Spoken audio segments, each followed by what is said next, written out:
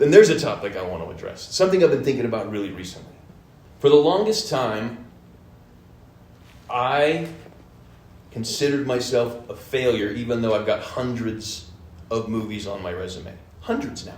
I've worked with some of the finest, most reputable actors out there, and I keep on, for the longest time, I kept just declaring myself to myself as a failure, because I had never stopped to go, well, what is it I wanted to accomplish? It's because I'm not financially independent from acting, and because I haven't reached, still going, but I haven't yet reached that notoriety level where I get to choose my own stuff. I get to say yes or no to what's offered, but I don't get to go, hey, call Scorsese and let him know I want to do a Scorsese movie. I haven't gotten there. So because I haven't gotten there, and because I have to drive a big rig to make sure my kids have sandwiches, I, for the longest time, kept thinking, I failed in my marriage and I failed in my career, which is a bunch of crap. Yeah, I'm divorced, and yeah, I have to drive a big rig to survive, but I went back and I reassessed what is success. Getting to work. I recently it just came out in the movie theaters and then online, the Mark Wahlberg movie, the Joe Bell. I got to work, not just like, hey, I got to be his best friend. I got to build a relationship with him. I got to do what I set out to do when I said, as a young man, I'm going to be an actor. I went to SUU. I switched from Southern Utah University down in Cedar City. I switched from the acting department because I realized their Shakespearean thing wasn't my style. It didn't interest me. I moved over to speech and debate, and I got to travel the country doing dramatic interpretations and poetry and prose and speeches and different things, and I loved it. But I was just getting C's in school, and I booked my very first TV show on a CBS pilot called. This was in 92, 94. 94, it was called, what was it called? Extreme. And it fell on the weekend. I was qualified to go to the national tournament. There's two on the collegiate level. There's the big monster, like, do you guys watch basketball? Like the NCAA tournament is the big one, and then the NIT is still considered a national tournament, but it's not as prestigious. Yeah. So I was qualified for both in multiple categories. I was really well known. And I booked the TV show, and it fell on the same weekend as what would have been the NIT, the smaller of the two tournaments. I took the professor aside and said, if you'll let me out of it, not have me go with you to the smaller one, I guarantee you I will win you a national championship at the big one. And she said, make a decision in your life. Do them both or do neither. And so I had to assess, okay, well, what do I want? What do I want to be?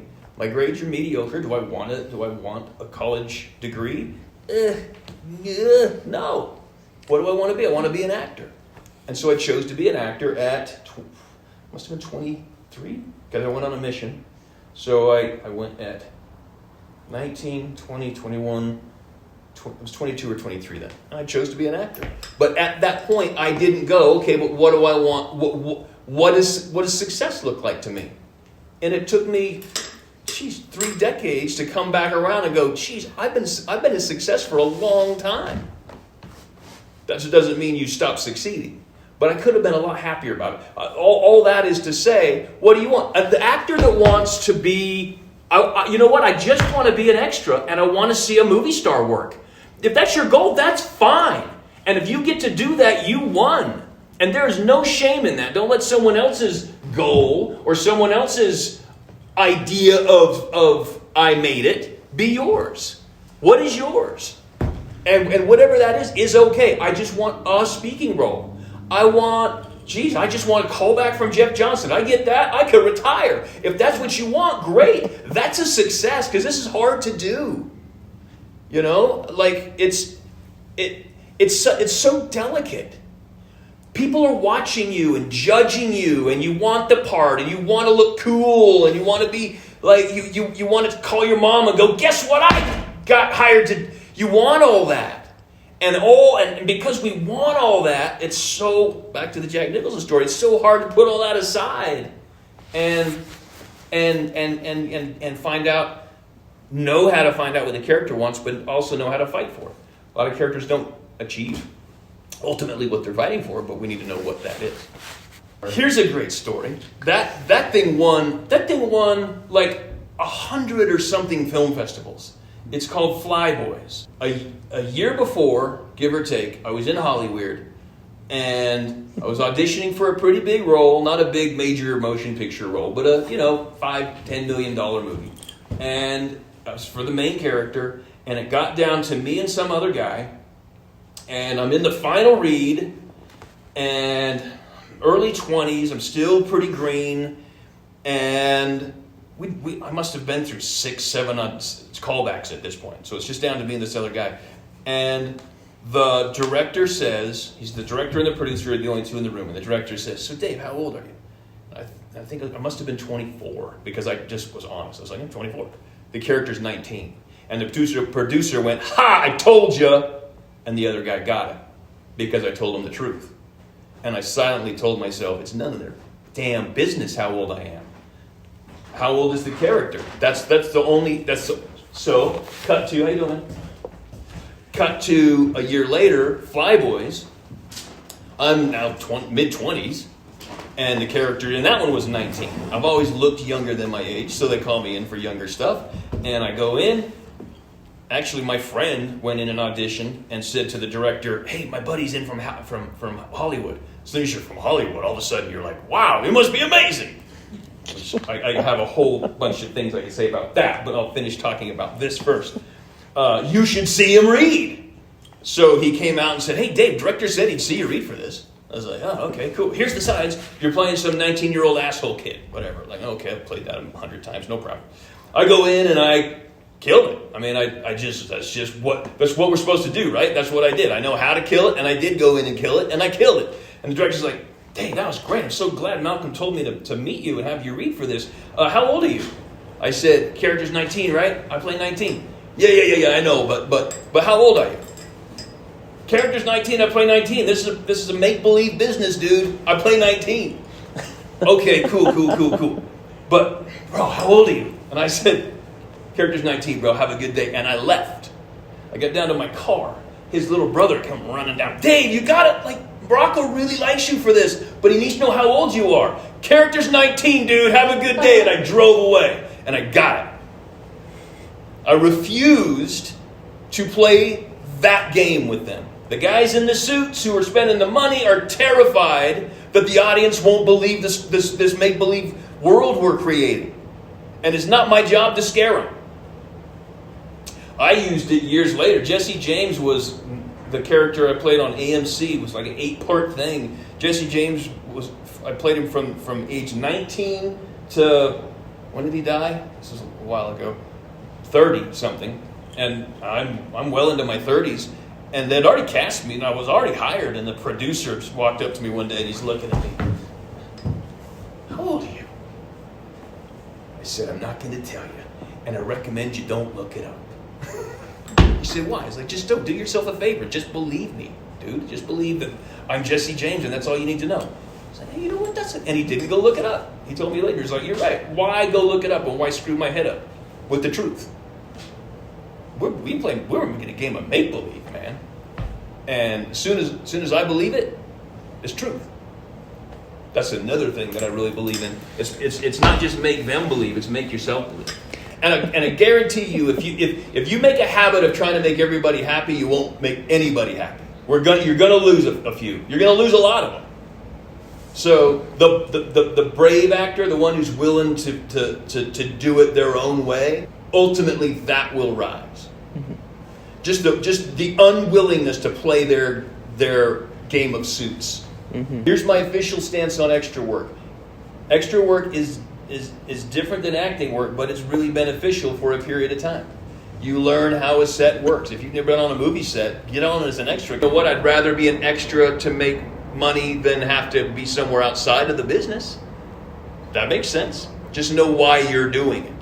Not because you feel like someone's going to notice you, because it doesn't happen. And if you're that person, not only do they notice you, but they notice you get off my set. Weirdo. I watched Anthony Hopkins, who I get to call Tony. It's nice when a big shot movie star like that says, "Call me Tony." It's really cool. Those are the kind of things. I don't have a big checkbook from acting, but I got a really big "that's cool" book. Yes. An extra on set, the day he and I were working together, every so often would wander up to him and go, fava beans or whatever, some stupid thing. And he, I guess, asked him nicely a couple of times to stop. And he did it. I was sitting there, we were in our actor chairs, and the guy came walking by and said something like that to him. And he got up and started running after him. "Get over here, you!" Went after him. He lost his mind. And then that guy was evicted. When I was little, I broke my 2 front teeth out. Okay. And at a certain, it was during the I was missing a tooth. If you ever watch me play Jesse James, I've actually got a fake, they call it a flipper. You know what a flipper is? So it's like you've got a piece of plastic in your mouth connected to a tooth, because it takes such a long time to get the post drilled in, and it has to heal, and then to attach the permanent tooth. There was no way to do all that and still make it look like I had a tooth. So again, I did not tell the producers that I was missing a tooth. Never. Like, they would say, "Hey, why don't you come eat with us?" When I'm playing Jesse James, I need to eat like a loner. So thanks, but it's just for your own good. Like, so you get the best performance out of me. I need to eat alone. Okay, weird. How about after work? Well, I'll have drinks with you. Because take it out to drink. But I had to take it out to eat. But I never let a single one of them see it, ever, not once. They to this day don't know I was toothless in that on AMC, an 8-week run on AMC, and I just created the illusion of truth. That's my job. Last thing I need them going is, "Jesse's toothless, dude. Get a new dude in here," because they would have. I'm not going to let them do that. 2 things about that I like to share. One is when I went through the casting process for that. They had a real big problem. Jesse James was the number 1. You know what that means? Number 1 is considered the main character. So it's an 8-part miniseries about a bunch of Western people, but Jesse was the big through line through the whole thing. Yeah. So he was the number 1. And they had a big problem with some kid out of Utah playing their lead on the major network show. And I actually heard another testament to why it's always good to say yes to work. I keep saying yes to the Sundance Directors Lab. It doesn't pay anything. They pay you gas. I think that's about it, right? Something like that. They don't pay you, but you go up and you work with directors, and Robert Redford's there, and Ed Harris is there, and a lot of big time people are there just teaching, just up there being really cool. And so I always say yes, and I go up, and they've given me bigger and bigger roles. If a LA or New York or London actor drops out, they call me and go, "Hey, we need you to fill in for a big role." So I've built my reputation up there as well. And again, you earn this stuff, man. This is not bragging. If it sounds like bragging, I apologize. I'm not bragging. You earn this stuff, and every one of you has to earn. You have to get to the point where you know why they're calling you. I know why they're calling me, because I said yes to doing the work, and then I did a really great job at it. But you have to be good at this. If you're not good at it, I mean, okay, fun, but open a chair for the next guy. You got to be good at it. You have to be dedicated. You have to put in the work, but you also have to be good at it. So anyway, in this big meeting with AMC going, look, how do we trust this kid out of Utah? And apparently Redford said, "I live in Utah." And that was all there was for that discussion. The director told me later, he's like, "Nobody brought that up again." So they fly me to Virginia, where I was there for a month. They fly me to Virginia. They put me through a day of wardrobe fittings and hair and makeup, and we pick a particular style. And then they have me come into this big tent for rehearsals, and we rehearsed 2 or 3 of the main scenes. And we're like spending the whole day doing this. And so I'm outside, I'm having a smoke, which I don't smoke anymore. 5 years, thank you. Yeah, I'm really proud of myself. I'm outside of the tent having a smoke. And I figured the day was over. I thought I was going to go back to the hotel, maybe a few more rehearsals, and start shooting in a few days. And this army of people walked by me into the tent. And the director goes in, and the producer goes in, and then there's the X-unit director who's not like B-roll, but more like, because there was so many scenes, he was like, he wasn't the director, but he was a director. And he and I like ended up building a little relationship very quickly before this happened. And he comes walking by, and I said, Johnny, what's going on? He said, oh, the suits are here. I said, for what? Well, what do you think? Like, to see if you're going to play Jesse. And I was like, the role yet? They flew me out. They told me the job was mine. They've got me in costume. I've been in there rehearsing for a day, thinking I've got this thing, and I realized no. They are. There's still a very big chance that this is not my role, and my knees started shaking a little bit, and I started getting a little nervous, and this really great thought came through my head. It's the exact same reason why I said check the box. Be Jesse James or be a buch. That's the two choices I had. Be a scared little crybaby, like, oh no, the suits, and they haven't picked me, and oh no, what if I don't get it? I could be that guy. What would be better? To be Jesse fucking James. And that's what I chose to do. And I said, all right. So I put out my cigarette and I walked in the room, and before anybody said anything, I just started robbing people. I literally took things. I took watches. I took this. I took this. I was flirting with the girls. I won't take anything from you. And I robbed the whole room. And I said, all right, you guys want to rehearse? And smiles everywhere. That'll do, Dave. Thanks. And let me walk back out. Interactive experience. And it was just because I chose to have guts. And the alternative was I was willing to let it bomb in order to take it. And I took it. And then there was never a question ever again. Those question marks from a Utah guide, from a can he do it, to they all went away. Jesse James is here. It was really cool. And I'm so, to this day, I still think if I never hit those big goals of giant fat stacks of cash in the bank and, Spielberg calling me, if I don't reach that, I did that, and that's pretty damn cool. It was brave. It was really brave. And to this day, it's one of those things that makes me feel like I can do anything as an actor because I proved it to who? Boom. I'm the one who has to know. You guys have to know if you can do it. And as long as you believe you can do it and you're willing to put in the work, you can. Then you got to get opportunities. So again, that's why it's hard. You got to get opportunities too. So the second thing that happened with that is I usually like to prepare. It's the equation of success. It's prepare. And because it really happened quickly from, hey, we're considering you for Jesse James to you're playing Jesse James, the process of me preparing, I didn't have my usual time, but I knew I needed it. And I asked Jesse James to help me. And from the second I asked, something changed, and I didn't realize it until I'll finish the story with what happened later that helped prove to me that he had helped me. I asked for help, and things started to change. The other characters, I would hear them not directly saying to me, but I heard the guy playing Crazy Horse talking to the guy playing Wyatt Earp.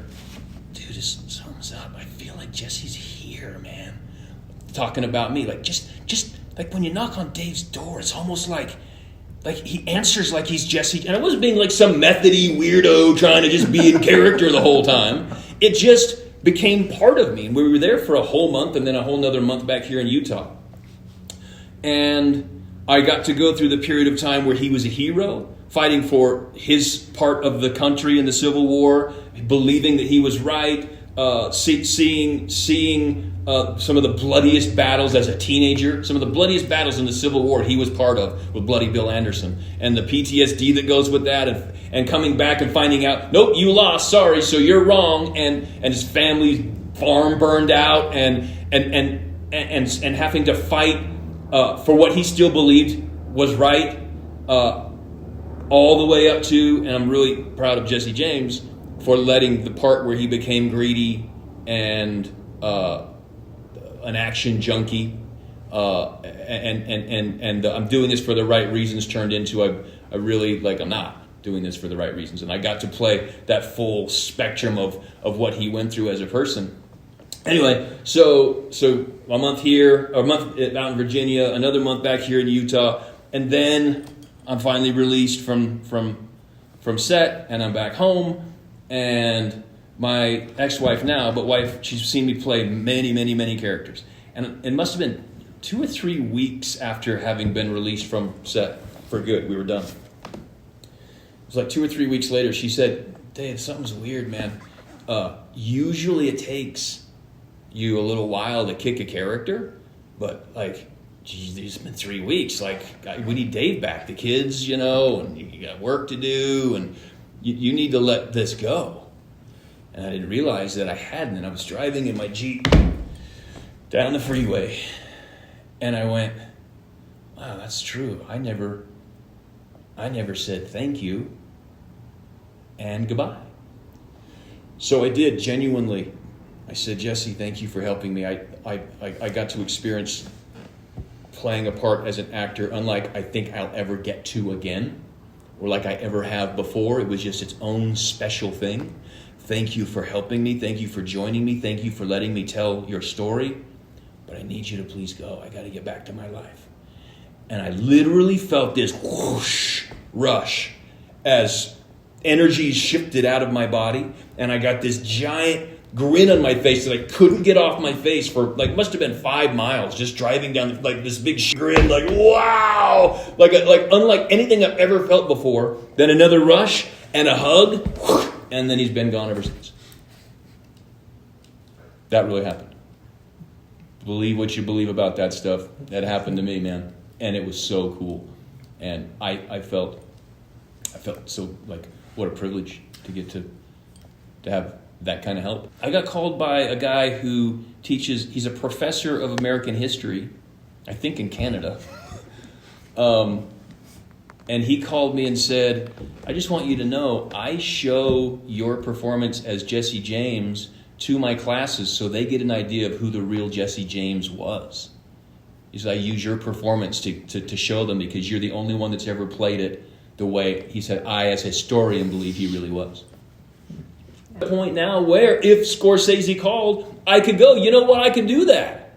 I can work at that level. And I without all these experiences, I don't know that I would feel comfortable doing that. I wasn't raised in an environment like a lot of movie stars were raised in an environment where they're in movie star families and they're in filmmaker families, and it's just always a given, this is where you're going to exist. I didn't come from that. My dad was a high school teacher and then principal. My mom was a teacher. I was just a kid in Utah. Didn't know Hollywood from Hollywood, whatever that means. So I had to come in the back door and prove to myself, and I'm still proving it to myself. The experiences that give you confidence are the most important thing you can do. I get asked all the time, should you say yes to free movies? 100% yes. Absolutely yes. If your ego's up to a point, at a certain point you have to go, okay, from now on my minimum's a 6-pack of beer. But I had, 15, 20 free movies on my resume by that point. And I was able to go, you know what, 6-pack of beer. And then anymore, no matter what the offer is, I tell them, you got to double it or let someone else do it. And they say, okay. And I wish I would have been doing that a lot longer. Like, I wish I'd have figured that out sooner. Because people are paying me, okay, double, okay, no problem. Really? All I had to do was ask?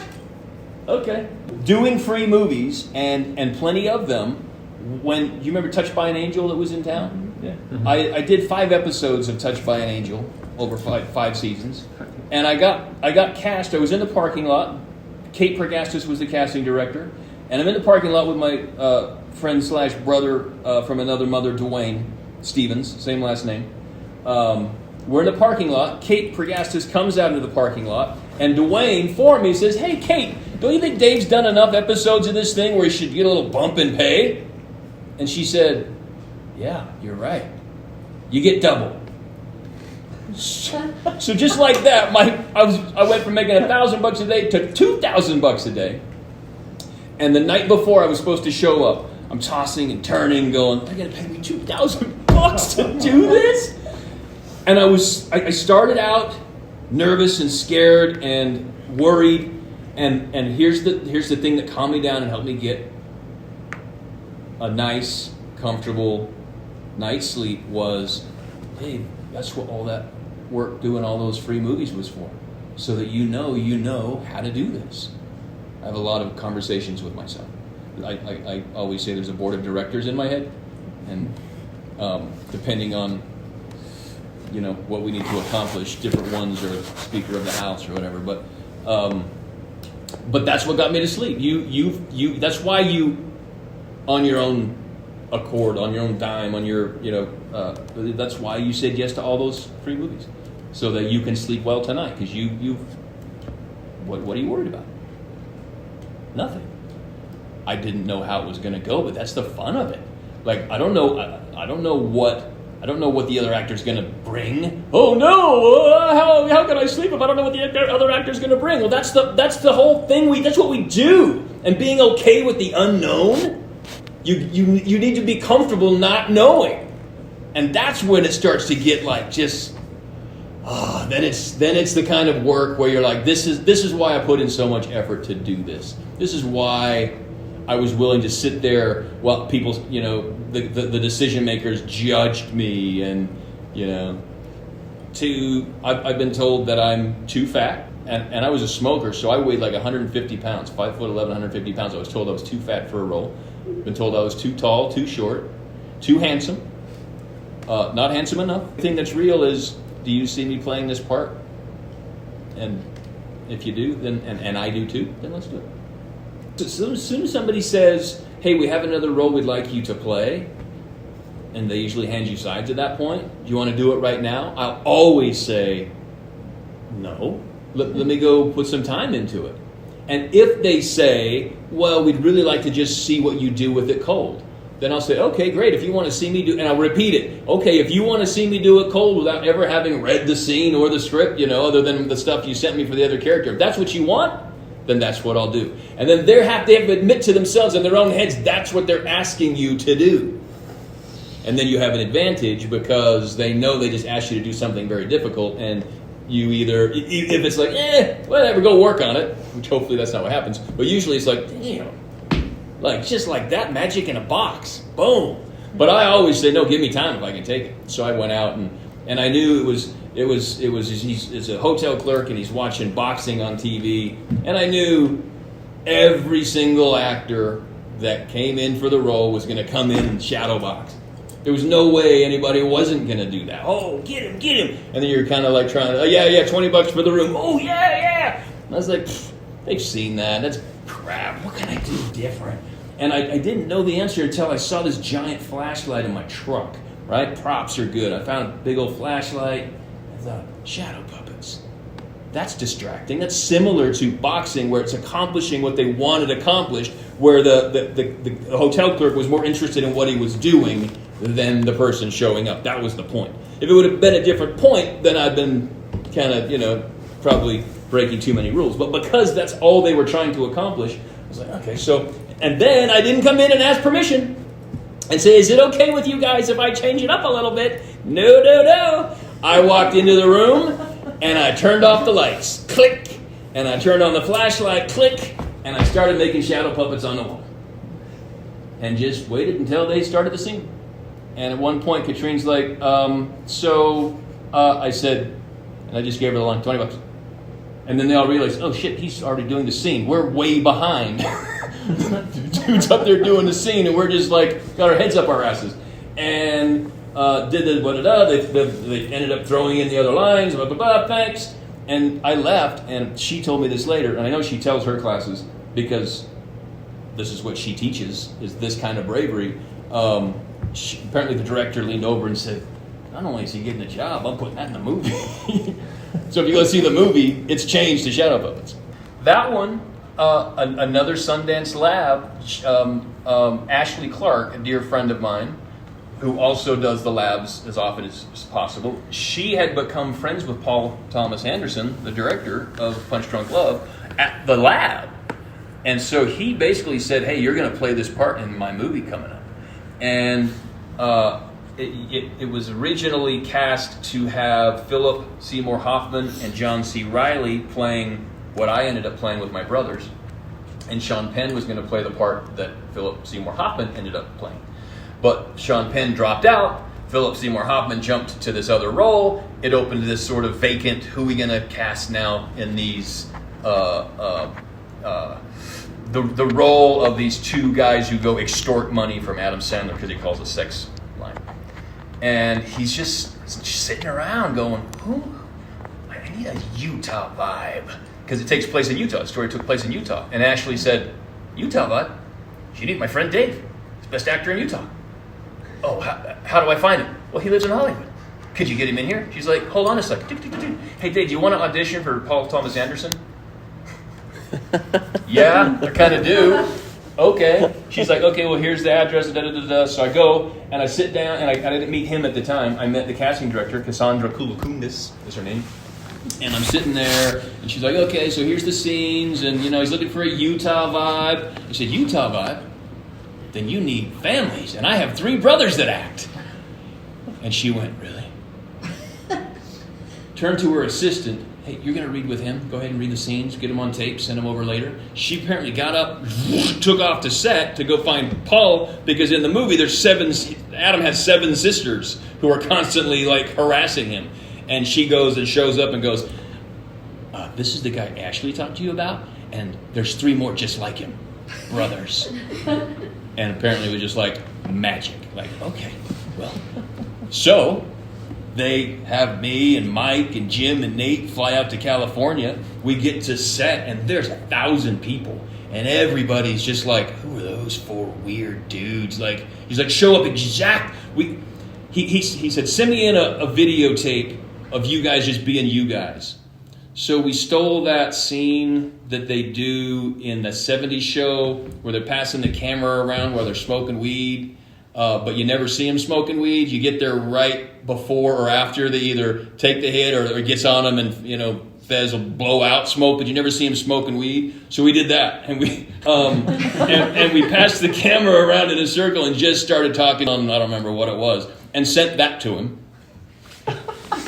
And he said, I want you guys to show up wearing exactly what you were wearing in that video.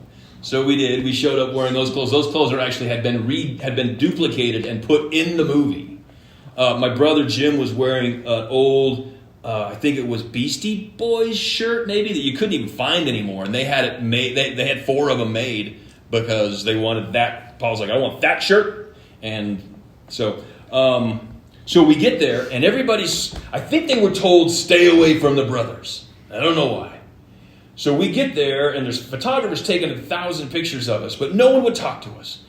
And then from twice as long as this building away in this big parking lot, Adam Sandler sees us and beelines over.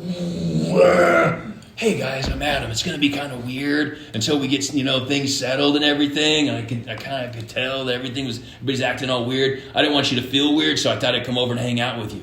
And so we just sit there and bull Sandler for the next hour while they figured out what was going on. And he became a dear... I have so much respect for Adam Sandler, I can't even tell you. The way he treats people, the way he treats kids that show up on set, especially special needs kids.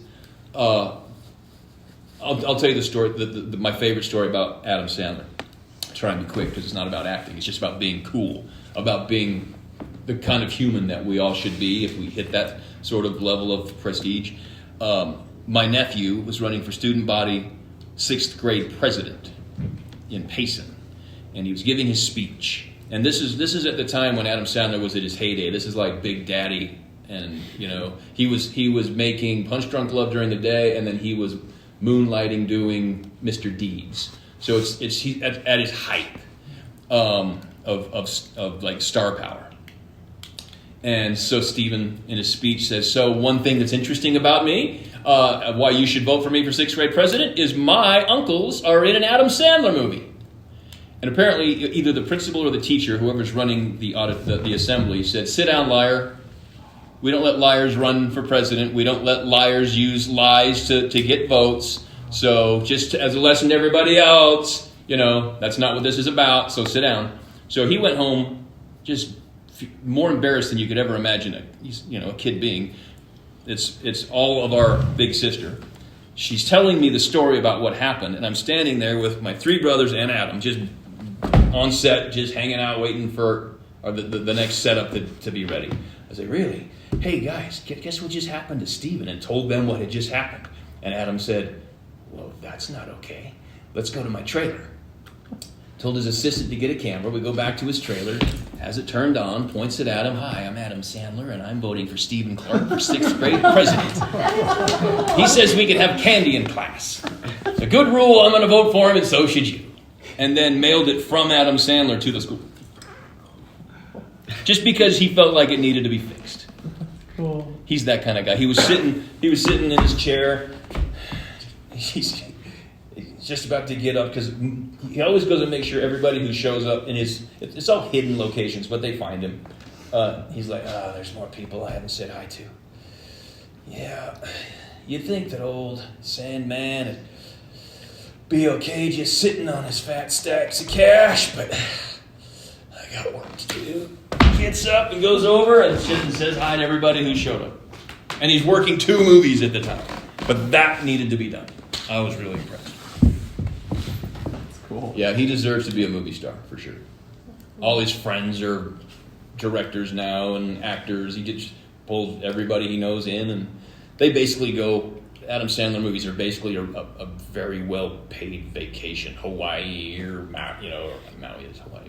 Just, hey, let's go have a bunch of fun, buddies. And you'll each get points. So you're all going to make millions of dollars being in my silly movies. Our mom used to write and direct road shows for the Mormon church. Uh-huh. So when we were little, we were pretty sure that she just kept having extra kids so she had cast members. And then we were all in the school plays, often together. Yeah. The way I describe it to myself is prior to ever playing a moment, I try and find out where my similarities with the character are and where my differences with the character are. So the things that I need to change about myself, for example, I am a loving father, and I'm going to play a character who beats his children. Okay, that's different. I need to figure out why this guy would beat his children and believe that they need to be beaten and that I could do it. And once I've set that, then whatever's happening in each moment, in each scene that we're playing, I'm not behaving like the character would. I'm behaving like I would with these new truths that I've convinced myself that I believe those things about me, not about someone else. It's a difference that's critical because yeah, you're still going to have to hit your mark. You still are going. The director's going, I can't. This is a really super close up. I can't have you moving your head any more than this. So you still have to be technically. What's your name? Scott. You have to be technically. Scott has to be technically running the machine while still thinking emotionally in the shoes of the dude. And and the only way to accomplish that is the way I described, to make decisions as yourself with these new truths, but also just experience. It's because it is hard. It's incredibly hard, and it's why a lot of actors can't. It's why a lot of actors don't make it. They could be great actors when no one's watching. They do the scene at home with their roommate. They're like, kill it. But then as soon as somebody's watching or the camera's on, they can't. And it's experience. So you're not really focused on so much what it looks like to the camera, but more what the character. In fact, I won't even look at playback. They'll film it, and then the director will usually go look at playback. I don't want anything to do with it. I don't want to see what it looks like. I won't let myself think that way. I've done it before where I've gone and seen the playback, and I'm like, oh, dude, that was so cool the way I picked up that cup, right? And then the next time, I'm like trying to look cool picking up a cup instead of being thirsty. So it's like, I don't want anything to do with that. So I won't look at it. I won't try. The only thing I'll do is if they need me, like less movement, okay, less movement. Fine. I just have to figure out a reason why I have less movement. Okay. That's just whatever. I got to figure out a way. But no way I'm going to go try and do what looks... I generally won't even ask them how close we are. You know, unless it's a super long shot and it's an emotional scene and I don't want to waste some energy, then I'll be like, you guys are a long ways away, right? Like I can kind of fake this one. Yeah. But as far as like anything else, I don't want to know any of that. Because I work really hard to just ignore that it's even there. It's there, but it's there the same way there's a sink. Like I'm not trying to because we're not using the sink in this scene. We're all actors in this scene of life that we're doing right now, right? If this was on paper, this would be our scene. And I'm not like intentionally trying to ignore the sink. It's just there, and it's fine that it's there. That's how I feel about the camera and the crew and everything else. It just is nothing. It just is there, and it's okay. And once you're totally at peace with it all being there, and it just kind of starts to go away. You guys, you've seen the movie Men in Black, and the big creature, and they open up his brain, and there's the little alien running the big body. That's how I think of the David, the person that's having this fun conversation with you guys right now. That's where he hangs out while I'm acting, in that little teeny space, to make sure that I hit my mark, to make sure that I'm not doing too much of this, to make sure that I pick up the cup at the same time every time if possible. Little teeny part of David is just kind of going, make sure all that works, and the majority of my consciousness, not all, anybody who says I was totally in the scene, I didn't even know I was acting, that's okay, that happens on occasion, but almost never. And that becomes okay. You just let yourself do the technical things so that the majority of your consciousness can behave as a real person. And it's really critical that you don't ever try to behave like someone else would. You try to believe that it's happening to you. That's how I do it. I can't imagine trying to do it a different way. Maybe other people can. So I always try to be careful. Not just because it's how it works for me doesn't mean that's how it is. That's how it works for me. I believe it. And then naturally having electricity in your personality, your own, very own. That's one of the most wonderful things about acting. It's another one of the most wonderful things is that we all have a singular, energetic, pulse, and there's no way that tell me your name. Cameron. Yep. And Ben. Cameron and Ben. There's no way that they can play the exact same role the same way. It could be magnificent, whoever plays it, but it could never be the same, and that's a beautiful thing. You can only play it through you with the new detail, by believing the new details, and that's great. Like, embrace that. Don't run from that truth. Embrace that truth. That's why they're hiring you, because they like the way you take this person down their path of life that is part of the story. They like the way you do it. And if you're worried about them liking it, that's the stuff you got to shave off. I think you might not have heard me say at the very beginning, I have lost roles, especially when I was a young actor. Inexperienced actor. Age has nothing to do with it, but inexperienced actor, just wanting it too bad. And if David wants the role more than Billy wants the sausage,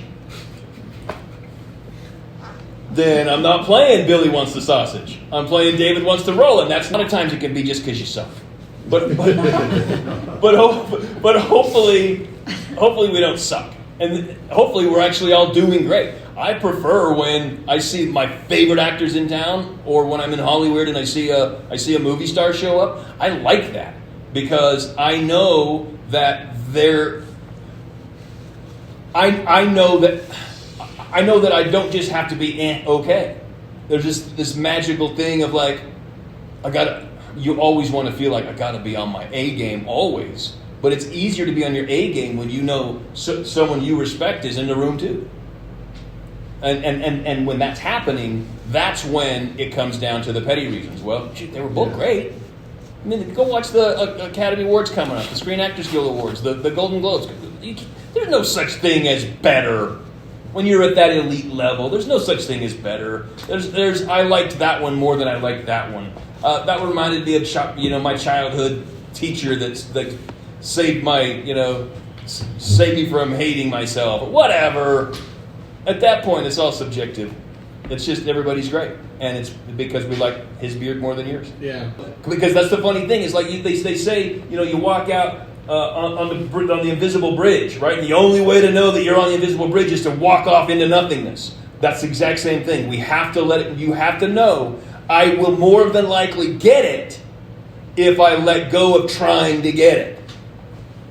That was actually a question I had. Have you ever over-prepared for a role and psyched yourself out of it? Yeah, it can happen. There's a delicate line. And again, it's experience to know where that is for you. A lot of times I'll be, more often than not it happens on set, is a director will want to rehearse it for any number of reasons, and I'll feel myself getting to where I'm right, it's time to eat the peach, and because I know that, I'll generally go, look, I'll walk through a few more of these, but I'm not going to give you anything if I'm just going to back way off of doing this so that we don't, and just knowing where that is. Yep. And see, that's the thing about an audition is it's so difficult with an audition because you have to time it just right. You have to get yourself ready to do your best work with okay, wait, how much longer is that guy going to be in there? I don't want to get ready too soon and then go cold again, and then they come out and they say, okay, you're ready to go in. The audition process is nothing like being on set, because on set you have more control. You're listening to what's going on. You get a sense of, okay, they're not going to have this shot up for another 10 minutes. There's no reason for me to be all ready to go. I'll go take a walk, meditate, throw rocks at mean people, whatever I got to do. Yeah. It definitely it should only happen a few times, and you go, look, I'm not going to let that happen. That's again the difference between amateur and professional. You figure out what the problem is, and you just find a way to solve it. The ones who don't solve it, you get the jobs, they don't. The great actors don't know how they're going to feel when they make this big decision. They experience it, right? You can't go, I'm going to play killing Jesse James this way. You go, I'm going to make the decision to pull the trigger, because Robert had made the decision, at least I'm pretty sure I'm going to, and then he still in the scene had to pull the trigger, but how he was going to feel about having done it was going to be a surprise for him too. And anybody who, as an actor, again, I can't do it this way. If I ever try to experience it before I experience it for the camera, it's futile. So the director came and put his arm around Nate and said, "Okay, Nate, on the rest of the takes, I need you to do far less good." That's what he said to him. I need you to do far less good than that. This is on TV, and like everybody on set's crying right now. I need you to just, which is a great problem to have a director say, "Come back this way." The hard part is they're like, I need more. If you're given way more than they want, it's a pretty simple thing to just come back off of that. It's really tough to give more when you felt, I thought I was giving you everything. Now what? Taking that risk and telling it was more for me than anybody, but people, for some reason, there's the idea that the real actors live in Hollywood or New York for Broadway, and then some big cities like London and different places are because of their schools and theater companies. That if you don't take the pilgrimage there, that you must not really believe that you're at that level. I still, to this day, I left Hollywood. My daughter's now 14 next month. I left Hollywood a month before she was born. At the last minute, the wife and I just decided, you know what? Let's go back home where we've got grandmas and grandpas and cousins and uncles, and I don't want to raise my daughter in her early years without that support system. Let's just go home and do it there.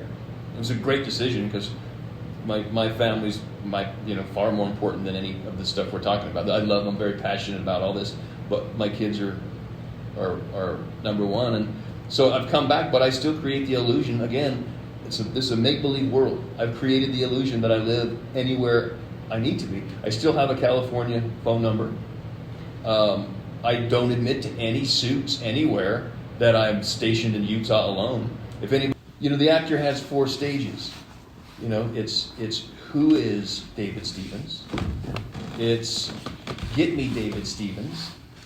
It's I can't afford David Stevens. Get me a David Stevens type. And then it goes all the way back to who's David Stevens?